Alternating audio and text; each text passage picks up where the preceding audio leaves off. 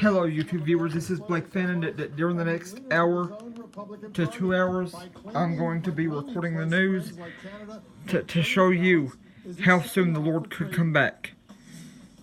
And after this, please go back to my video of Matthew 24, and this will prove. This video and that video will prove how soon the Lord could come back, and I hope it's soon. Breaking news, a blockbuster announcement from President Trump saying the June 12th summit with Kim Jong-un will take place as originally scheduled in Singapore. That follows an extraordinary White House meeting with a top aide to the North Korean dictator. The president calls the summit the start of a process which he hopes will be very successful. His words: I'll speak with Congressman David Cicilline of the Foreign Affairs and Judiciary Committees. And our correspondents and specialists are standing by with full coverage. But let's get straight to the breaking news. Our chief White House correspondent, Jim Acosta, is joining us. Jim, truly remarkable, rather risky turn of events. Take us through it all. That's right, Wolf. They can go back to minting those summit coins. President Trump was all smiles as he announced his summit is back on with North Korean dictator Kim Jong-un. The question is whether the president now is giving the North Koreans exactly what they want, a big showy summit with the president without delivering much of anything. Even fellow Republicans are voicing that concern tonight. After meeting more than an hour with the North Korean envoy carrying a letter from dictator Kim Jong-un, President Trump emerged from the Oval Office and declared the Singapore summit he canceled last week back on.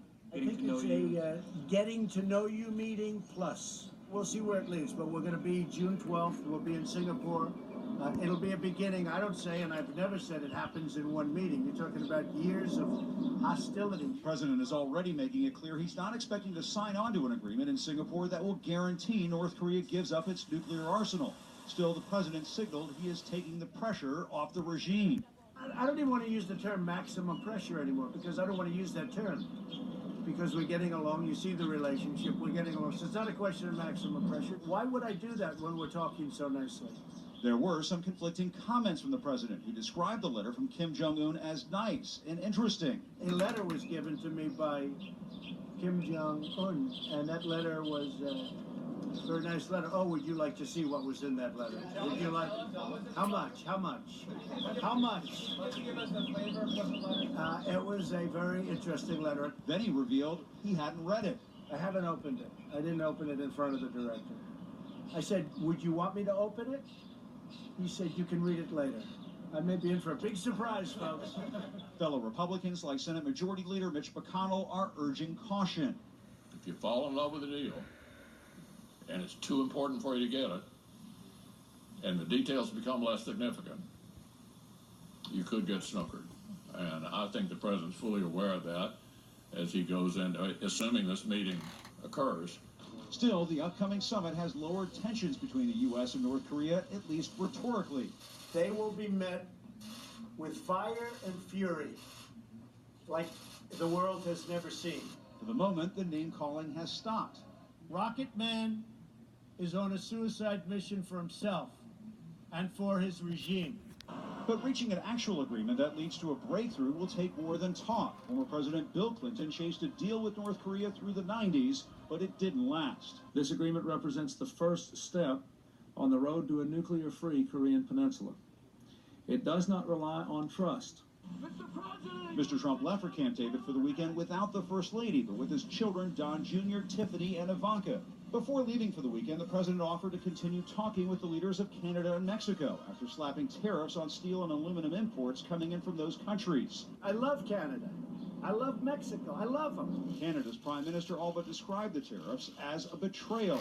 These tariffs are an affront to the long-standing security partnership between Canada and the United States, and in particular, an affront to the thousands of Canadians who have fought and died alongside their American brothers in arms. And the White House did not offer an explanation for why the First Lady was not traveling to Camp David this weekend. Since her medical procedure last month, she has largely been out of the public eye. That has lasted for about 3 weeks. As for the letter, the president told reporters he did not read. The White House did get back to us, Wolf, and say that Mr. Trump did read the letter after talking to the press and before leaving the White House. No word whether he was surprised when he read it. Wolf? All right, Jim, thank you. Jim Acosta at the White House. Let's dig deeper right now. Our senior diplomatic correspondent, Michelle Kaczynski, is joining us from the State Department, and CNN's Will Ripley is joining us from Singapore. That's where the summit will be taking place in just 11 days. Michelle, first to you. Behind the scenes, what are you hearing? What happened?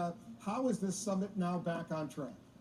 Yeah, the details of the meeting, what went on in that, hour and a half long conversation, we don't know at this point. You have to assume that something made the president decide that a Trump-Kim summit was going to be successful, but it seems like the definition of what is successful has changed vastly between now and just 2 days ago. I mean, now the president is talking about it being the very beginning of a long process. But 2 nights ago, it was Wednesday night, we sat down with a senior State Department official who told us in order for a summit to be successful, the North Koreans have to do things that they have not done before. And this is a direct quote, Wolf. He said, between now and if we're going to have a summit, they're going to have to make clear what they're willing to do. We need action. Yeah, we need a commitment. We're looking for something historic. We're looking for something that has never been done before. So the question is, did they get some kind of big commitment from North Korea at these meetings over the last couple of days? If they have, nobody is willing to say it. And if they haven't, why has the requirement now changed before that summit can take place? And we asked the State Department that point blank. Have you gotten a commitment? And why has your requirement possibly now changed? And so far we've heard silence, Wolf. Will, you've been to North Korea on several occasions, and you know there are ways. Do you think President Trump's VIP treatment of North Korea's #2 man really made an impression, and will it be lasting? Well, yeah, certainly, Kim Young-chol getting a fancy dinner in New York, getting permission to travel to Washington to deliver that letter, a letter considered the highest form of communication, the most respectful way to communicate with another world leader. So a letter from Kim Jong-un to President Trump, that's a big deal for the North Koreans.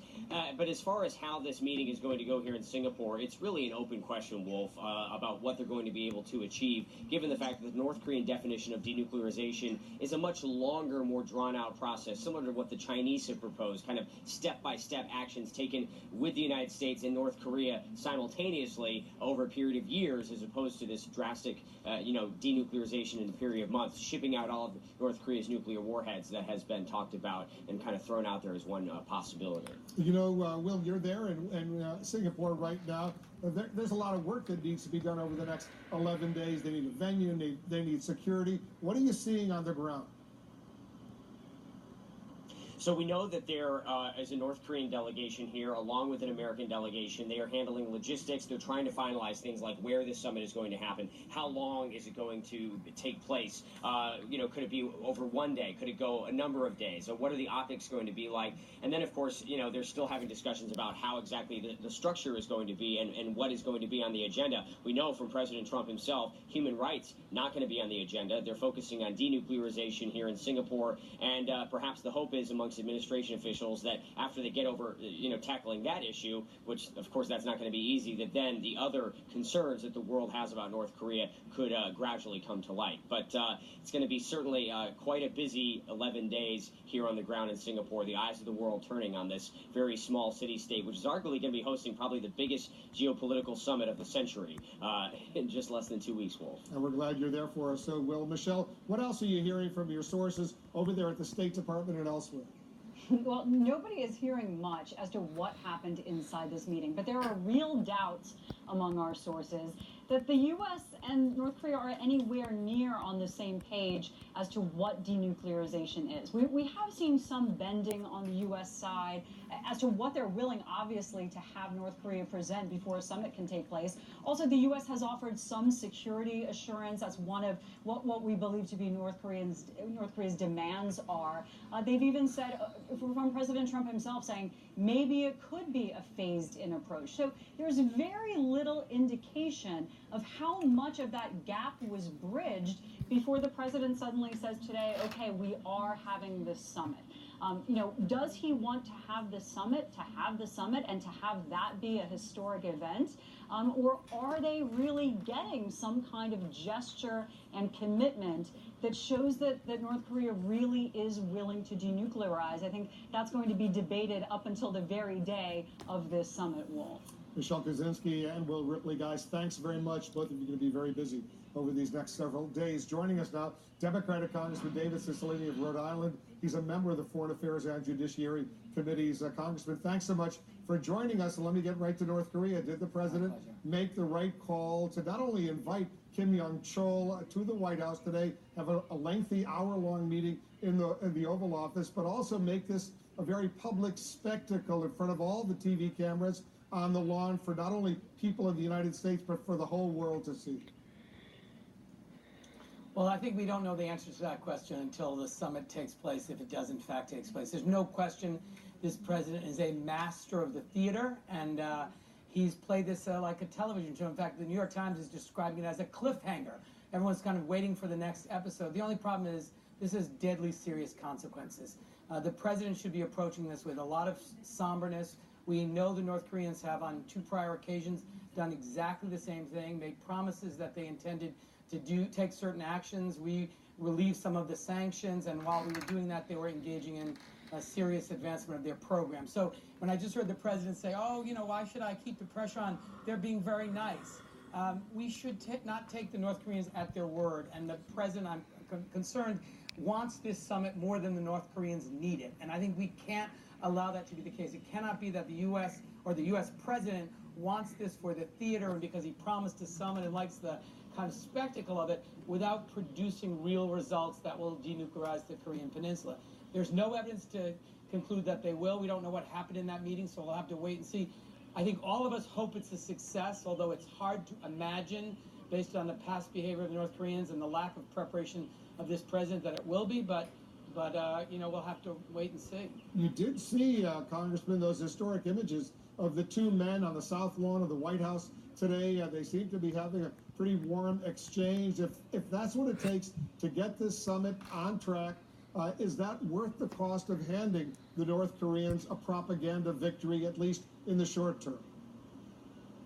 Well, if in the end it results in the denuclearization of the Korean Peninsula, the answer to that is, of course, yes. But we should never lose sight of what we're dealing with here. This is a brutal regime that at least at this point believes that having nuclear weapons and the ability to deliver them is essential to the maintenance of the regime.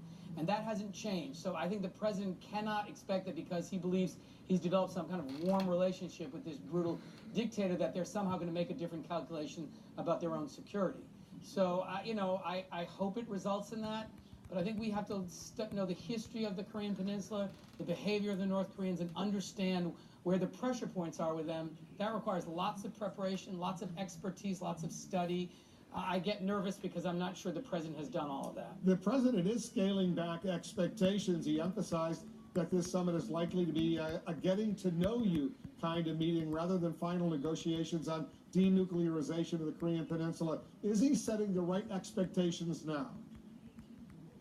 Well, I think he's actually explaining why every previous president has refused to give this propaganda victory to the North Koreans, that in fact, before a U.S. president would meet, there have to be some understanding of what the outcome would be and some expectation that they would take actions that would resolve this crisis.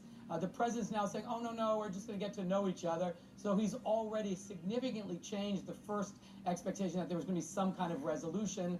But he's given them basically everything they want, a meeting with the president of the United States, which is a huge victory for them, with no expectation there's going to be a single bit of change in behavior by the North Koreans. That's not necessarily a good thing. I guess it's better to be talking than not. There's clearly no military resolution that's possible without serious loss of life, so diplomatic solution is the only mechanism. But I think we shouldn't expect a lot out of this meeting other than a bunch of photos, and I'm not sure a lot of results. I hope I'm wrong. I hope the president is surprised and has a full resolution of it, but I think it's hard to believe that's likely to happen when you look at the history of the peninsula, what the current thinking is of the regime of Kim Jong-un, and the necessity of protecting his regime and staying in power, and really not saying anything that would suggest that he's willing to give up nuclear weapons in exchange even for financial assistance from the U.S. Congressman David Cicilline, thanks so much for joining us. My pleasure. Up next, more breaking news as President Trump announces his summit with Kim Jong-un is back on. He also makes clear that he views it as just the start of a new get-acquainted process. Is that a formula for success? And President Trump celebrates very strong jobs numbers and low unemployment, but are his new tariffs sparking a trade